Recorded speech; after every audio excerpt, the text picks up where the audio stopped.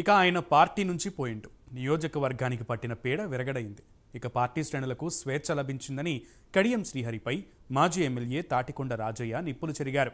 BRS party నుండి MP టికెట్తో పాటు party fund తీసుకుని కేసీఆర్ నమ్మకానికి వెన్నుపోటు పొడిచారని రాజయ్య ఆరోపించారు. కడియం బ్లాక్మెయిలర్ కింగ్ అని వెన్నుపోటు రాజకీయాలకు పెట్టింది పేరు కడియం శ్రీహరి అని డాక్టర్ రాజయ్య ఆగ్రహం వ్యక్తం చేశారు. కడియం శ్రీహరి విదేశాల్లో దాచిన ఆస్తులకు ప్రత్యక్ష సాక్షులు కడియం కావ్య, ఆమె భర్త నజీర్ అని ఆరోపించారు. త్వరలోనే కడియం విదేశీ ఆస్తుల వివరాలు బయటపెడతానని తాటికొండ రాజయ్య సంచలన వ్యాఖ్యలు చేశారు. వరంగల్లో నడుస్తున్నటువంటి ఈ వర్గపోరు రాజకీయ పోరుకి సంబంధించి పూర్తి సమాచారం మా ప్రతినిధి తిరుపతి అక్కడి నుంచి లైవ్లో అందిస్తారు. తిరుపతి.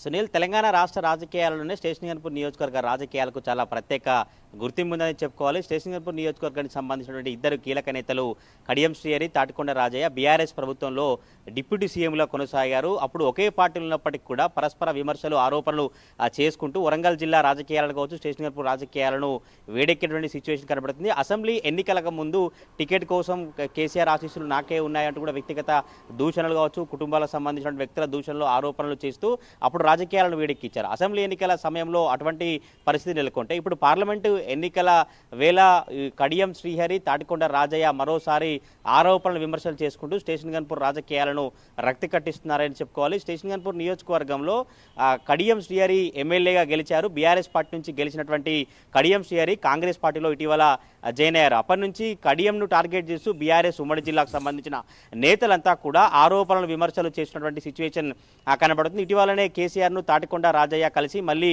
బీఆర్ఎస్లో కొనసాగుతున్నందుకు బీఆర్ఎస్కు రీఎంట్రీ ఇచ్చినటువంటి అప్పటి నుంచి కూడా ఇంకా పాలిటిక్స్ హీట్ ఎక్కాయని చెప్పుకోవాలి. నిన్న మీడియా సమావేశంలో కావచ్చు, ఈరోజు స్టేషన్గన్పూర్ బీఆర్ఎస్ పార్టీ నియోజకవర్గ సమావేశంలో కడియం శ్రీహరిపై తాటికొండ రాజయ్య నిప్పులు చెరిగి ఇక బిడ్డ కాసుకో, చూసుకుందాం, దమ్ముంటే రాజీనామా చేయాలి. బీఆర్ఎస్ పార్టీ కండువ మీద బీఆర్ఎస్ పార్టీ ఎమ్మెల్యేగా గెలిచావు, కానీ నీకు దమ్ము, నీతి, నిజాయితీ విలువలుంటే తప్పకుండా రాజీనామా చేసి వస్తే మళ్ళీ పోటీ చేద్దాం. నీ అభివృద్ధి నువ్వున్నప్పుడు ఏం చేశావు, నేనున్నప్పుడు ఏం చేశానో బహిరంగ చర్చకు సిద్ధమా అంటూ కూడా అనేక సవాళ్లు విసురుతూ ఆరోపణలు చేసినటువంటి పరిస్థితి కనబడుతుంది.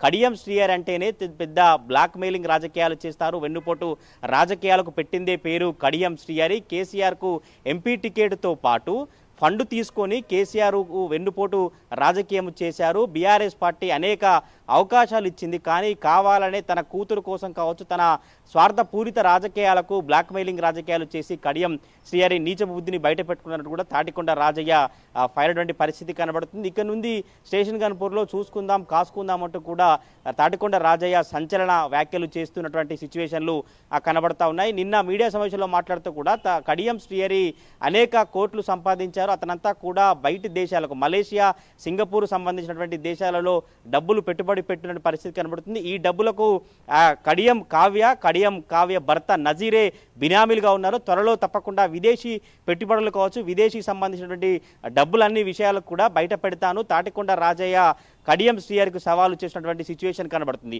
ఈ రోజు స్టేషన్గన్పూర్ బీఆర్ఎస్ సంబంధించినటువంటి కార్యకర్తల సమావేశాన్ని మడికొండలో నిర్వహించారు. తాటికొండ రాజయ్య మాట్లాడుతూ కూడా కడియం శ్రీహరి చరిత్ర అంతా త్వరలోనే బయట పెడతాను. కడియం శ్రీహరి చేసిందేం లేదు, నియోజకవర్గానికి స్టేషన్గన్పూర్ని ఎప్పుడూ పట్టించుకోలేదు.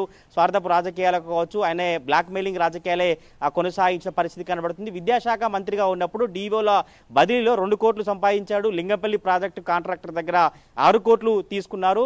ఇటు మిగతా విద్యాశాఖకు సంబంధించినటువంటి స్కూల్లో కూడా అమాయక పిల్లల పొట్ట కొట్టి కోట్ల రూపాయలు కూడా డబ్బులు సంపాదించినట్టు కూడా ఇలా తాటికొండ రాజయ్య కడియం శ్రీహరిపై అనేక ఆరోపణలు చేసినటువంటి పరిస్థితి కనబడుతుంది. పార్లమెంట్ ఎన్నికల వేళ కడియం శ్రీహరి మళ్ళా తాటికొండ రాజయ్య అన్నట్లుగా రాజకీయం కొనసాగుతున్నటువంటి పరిస్థితి కనబడుతుంది. అయితే దీనికి సంబంధించి ఇప్పటివరకు కడియం శ్రీహరి మాత్రం ఎటువంటి స్పందించలేదు. కానీ ఇటీవల కాంగ్రెస్లో జాయిన్ అయినప్పుడు మీడియాతో మాట్లాడుతూ 2 విషయాలు మాత్రం చెప్పారు. తాటికొండ రాజయ్య బీఆర్ఎస్ పార్టీ వీడిన తర్వాత కాంగ్రెస్లో జాయిన్ అయ్యేప్పుడు కావచ్చు, ఢిల్లీ అధిష్టానం చుట్టూ కావచ్చు, కాంగ్రెస్ నేతల చుట్టూ తిరిగినప్పటికీ కూడా అతన్ని చేర్చుకోలేదు, మమ్మల్ని ఆహ్వానించి చేర్చుకున్నారని అప్పుడు తాటికొండ రాజయ్య విషయానికి స్పందించారు. కానీ నిన్న ఇవాళ తాటికొండ రాజయ్య చేసినటువంటి ఆరోపణల పట్ల, విమర్శల పట్ల ఇప్పటి వరకు కడియం శ్రీహరి మాత్రం ఎక్కడా స్పందించినటువంటి పరిస్థితి కనబడుతుంది. కడియం శ్రీహరి ఏ విధంగా స్పందిస్తారు, తాటికొండ రాజయ్య విషయాన్ని బీఆర్ఎస్ రీఎంట్రీ ఇవ్వడం కావచ్చు, తాటికొండ రాజయ్య తనపై చేసినటువంటి ఆరోపణల విమర్శలకు సంబంధించి కావచ్చు, కడియం కావ్య వ్యవహారం కావచ్చు, ఎంపీ అభ్యర్థి కావచ్చు, కోట్ల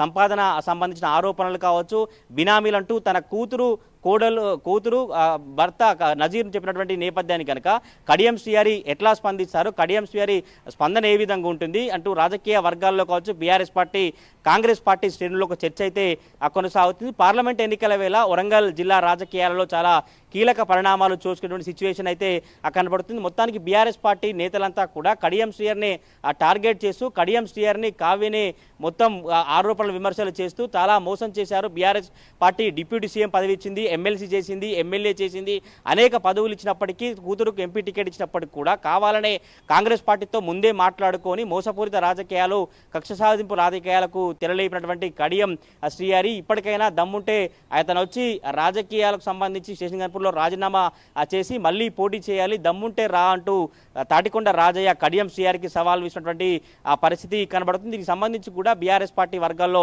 రకరకాల చర్చలు సాగుతున్నాయి. పార్లమెంట్ ఎన్నికల వేళ ఇంకా కడియం శ్రీహరికి సంబంధించిన ఆస్తుల వివరాలు కావచ్చు, తన చరిత్ర, తన నీచపు చరిత్ర, తన రాజకీయ చరిత్ర, కావ్య కావచ్చు, వీటాన్ని కూడా బయటపెడతానని రాజయ్య ఆరోపణలు చేసినటువంటి నేపథ్యంలో స్టేషన్ గన్పూర్ నియోజకవర్గాలు మరొకసారి ఆసక్తికరంగా మారాయి. సునీల్. రైట్ తిరుపతి. ఇక